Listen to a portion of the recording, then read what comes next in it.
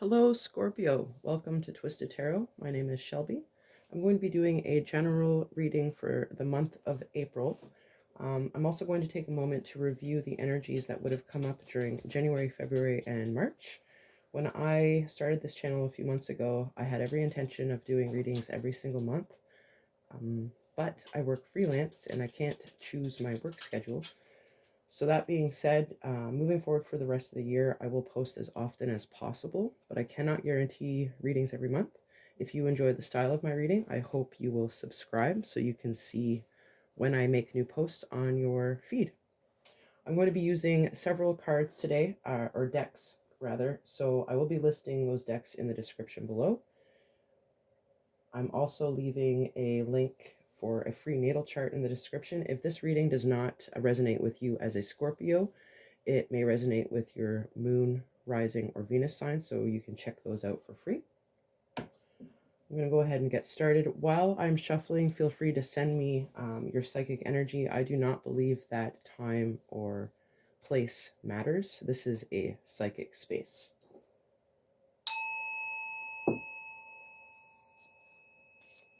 Month of April for Scorpio. What are we looking at?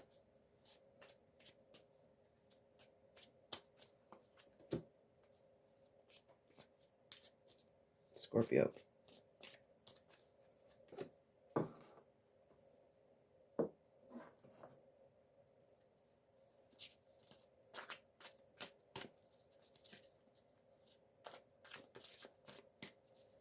Scorpio in April.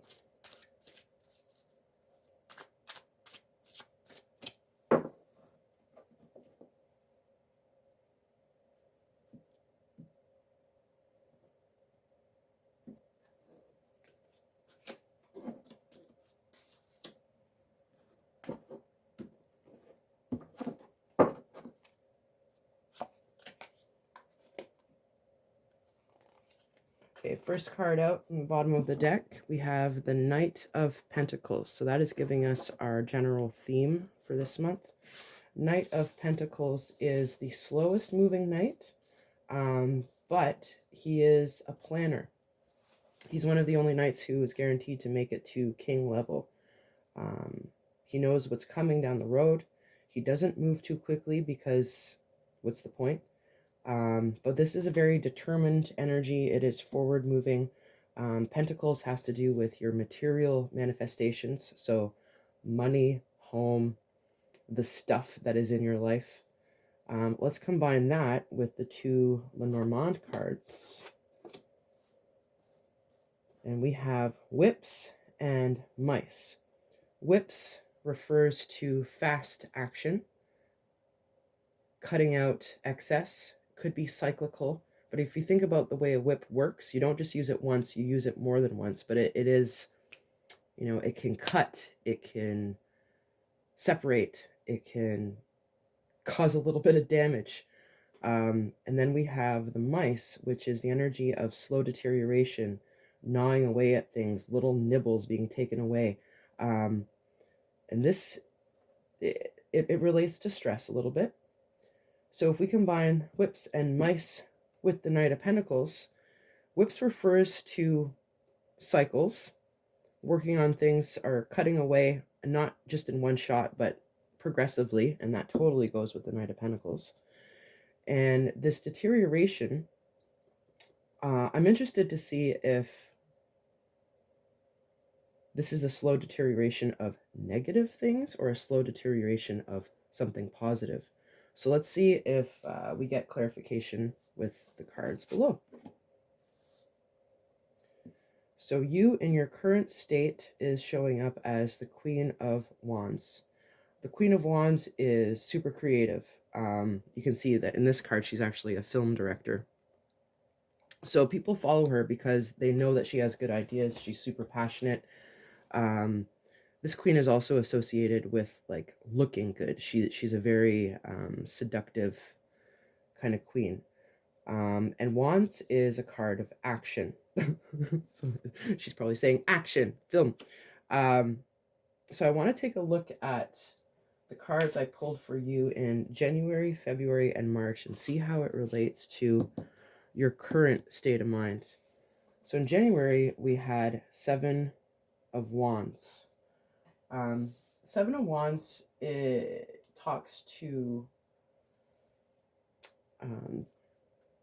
the need to defend yourself or defend your ideas, but this is a defensive energy. And then in February, the moon, there's a lot of secrecy or stuff that's hidden in the dark, some unknowns. This may have something to do with your sleep patterns, your dreams, your intuition. And then in March, Nine of Wands is, similar to the Seven of Wands, where there's some burden. And here we have the need to defend again, but also like really reinforcing your boundaries.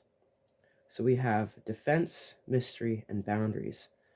And the Queen of Wands is confident in her decisions. So it looks like the need to defend, the negotiation, the mystery, the secrets, something has been resolved in the last 3 months where it's giving you the confidence and the information and the freedom to move forward. Can't tell you how this relates to this yet, but let's keep going. So the energy that surrounds you currently, so this is kind of outside of yourself, is the Ace of Swords. The Ace of Swords is an aha moment. It is new information. It is a breakthrough. It could be a new idea or a truth. So you may be learning something about people or a situation that you're in that is a pretty potent truth that will help cut through illusions. What is coming towards you? We have the Sun. This speaks again to clarity, knowing the truth, having a bright idea, but this is also a card of happiness and success and sharing that happiness and success. And finally, in the potential outcome, we have the Wheel of Fortune. So this again is a great card. The Wheel of Fortune isn't always positive if you fall off the wheel or if the card is in reverse, but I don't do reversals.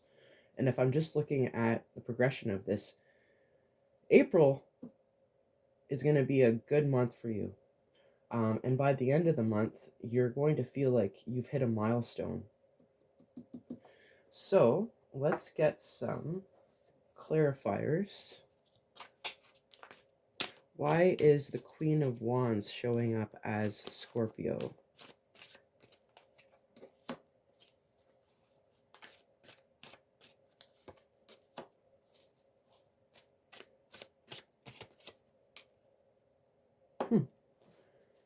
We have 2 Pentacles and another Wands card. So this is talking to me about taking action in some sort of workplace setting. The Knight of Pentacles being your overall theme. You might be thinking about, your domestic situation or your work situation. The Ace of Pentacles is a new venture. Could be an upgrade. It could be a new skill. It could be like a promotion, a new job, this sort of thing. But the Ace is a new beginning, and the Pentacles, again, refers to your material well-being in life. And the Seven of Pentacles talks about your progress. You can see that progress is being made, but you still need to work more to get to where you want to go. And the Knight of Wands, super passionate, forward-moving, takes action, doesn't have a lot of fear, and is in, the same court as the Queen of Wands. So if these 3 energies make up the Queen of Wands, it does look like this has something to do with your personal ambitions. And right now you're feeling good. You're feeling creative, confident, passionate. You know that there's more work that needs to be done, but you're in a good place to move forward now. And that makes total sense, honestly, with the cards that are coming up here. But let's keep talking about it. Ace of Swords as the energy around you. What is causing this Ace of Swords?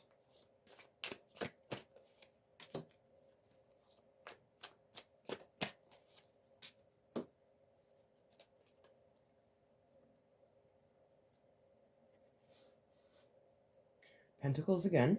Lots of pentacles. I really think this is about work. Four of Pentacles is kind of hoarding, keeping things close to you, planning for the future, or even being a little bit worried for the future. And then the Queen of Pentacles is not worried. She is at the top of her game.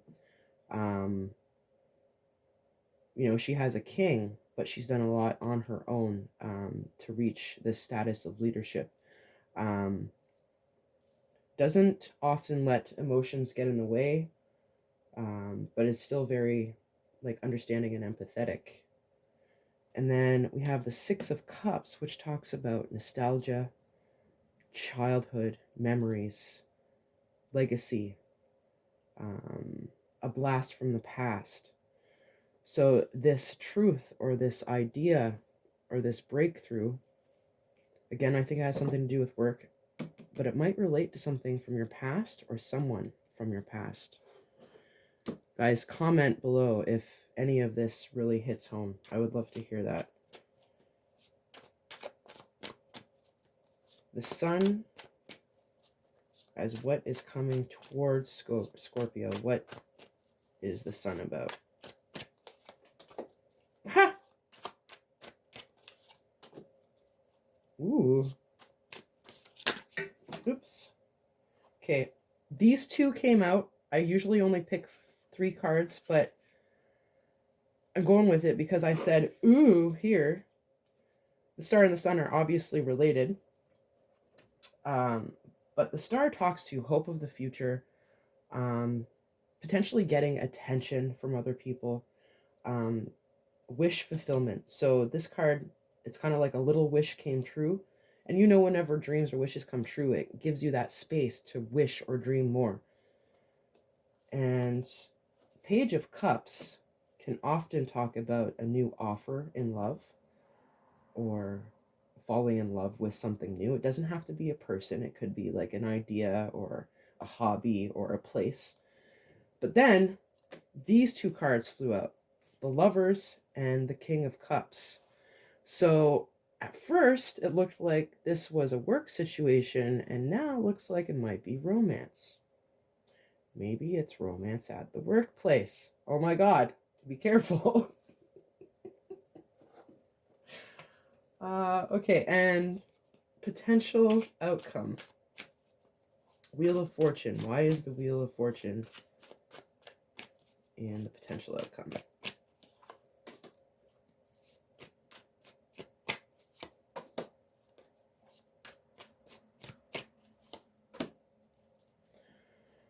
Oh yeah.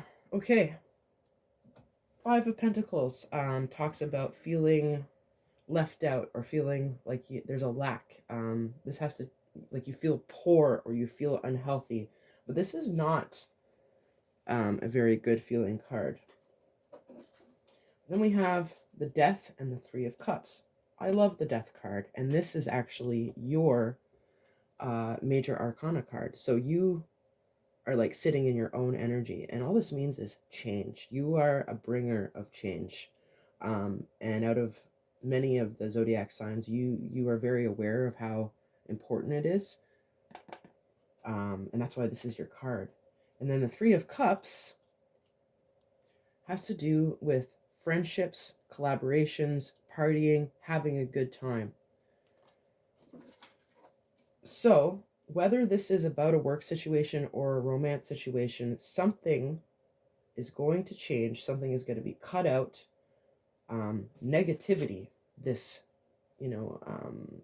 mindset of lacking, this mindset of you not having enough is going to change.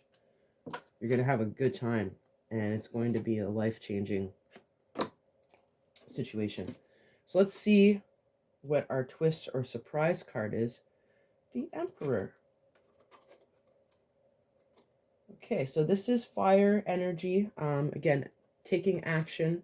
The Emperor represents all 4 kings. So all of the attributes that the 4 kings have, the Emperor has. This is a very powerful card, and it's kind of like confirming the whole Knight of Pentacles. He's going beyond the King of Pentacles and sitting in the Emperor. Now, these cards are telling me that this is just like it's going slower than you might have thought. The Knight of Pentacles is a slow moving knight. But whatever this is about, definitely a good outcome, success, and not a lot of confusion. Like there's not a lot of loose ends left here. So let's pull some more oracle cards. I have the Citadel Oracle here. Just maybe get clarification. Is this work? Is it romance? Is it both? What is this about?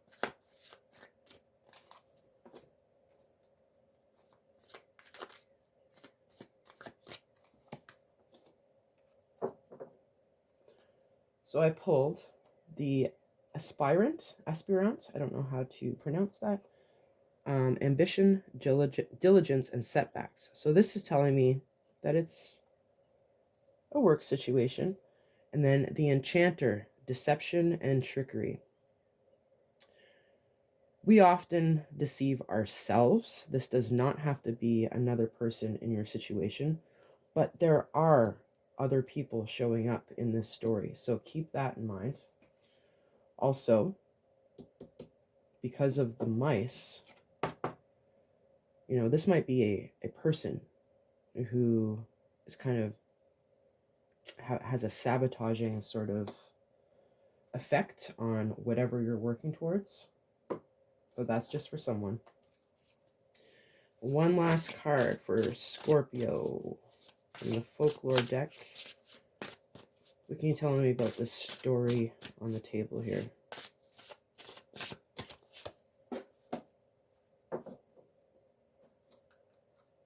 Another word I cannot pronounce. I've never seen that word before in my life. Kaleech? Kaleech? She looks like a Baba Yaga witch to me. And at the bottom it says, what wisdom are you gathering?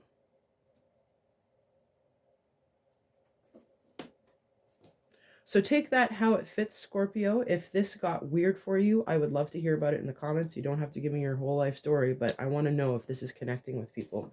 And as well, like and subscribe. It helps the channel out very much. And I hope you will join me again for your future readings. Thanks for coming out.